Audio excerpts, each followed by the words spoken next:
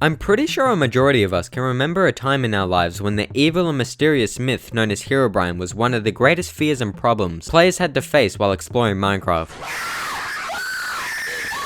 Don't get me wrong, ghast screeches, endermen, zombie bras, creepers and cave noises were definitely very spooky.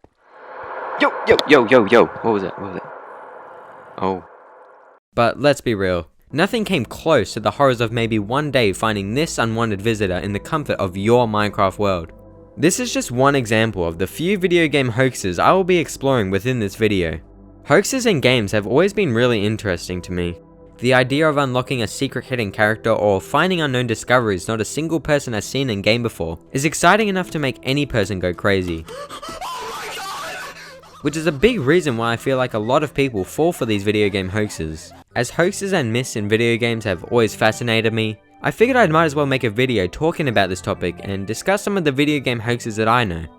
Before we start, I would just like to note that there will be one rule for this video, with the rule being, I will only be discussing hoaxes that I've personally experienced. So if you came here to view upon hoaxes such as Allah's Real in Mario 64 or Sonic in Melee, I don't think this is the video that you're looking for.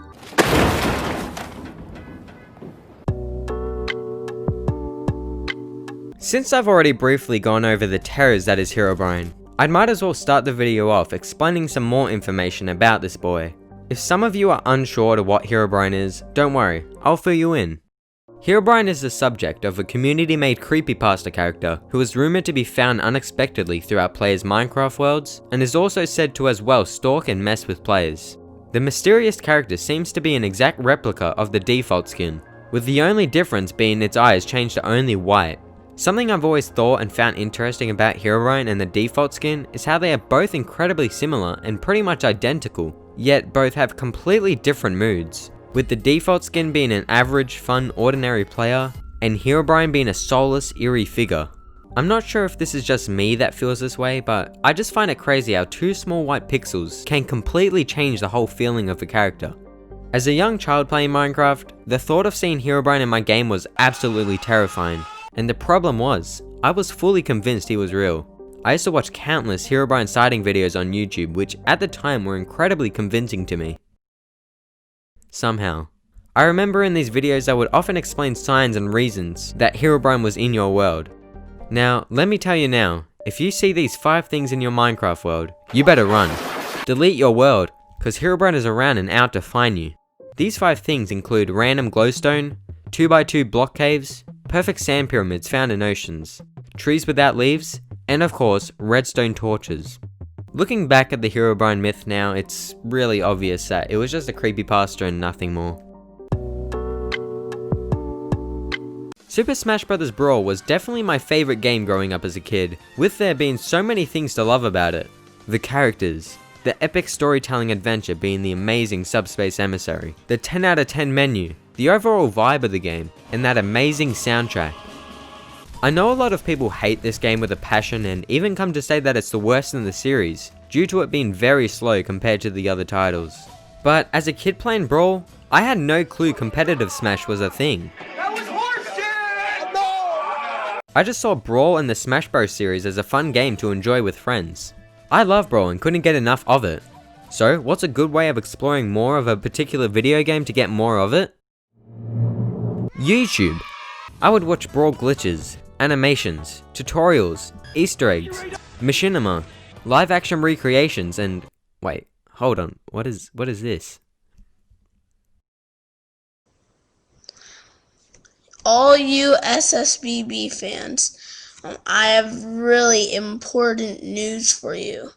You can unlock Master Hand, you can unlock Taboo, and you can unlock Riley.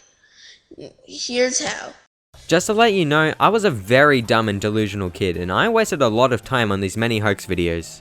Most of these videos would explain how to unlock certain characters which aren't actually in the game, such as unlocking Ridley in Brawl, unlocking Shadow, unlocking Taboo, or even unlocking Michael Jackson. That's not a joke, by the way.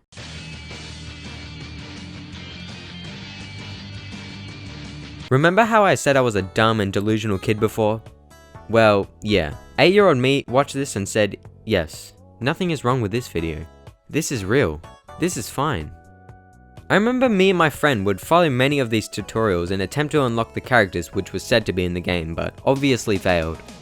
Looking back at the exact videos which I remember watching, it's amazingly obvious that these were of course fake. But I guess they were real enough to fool me. Oh, look at that. There he is right there. Up next, let's talk about a famous hoax which a lot of you may be familiar with. This hoax being the popular Waluigi being unlockable in Super Mario 64 DS.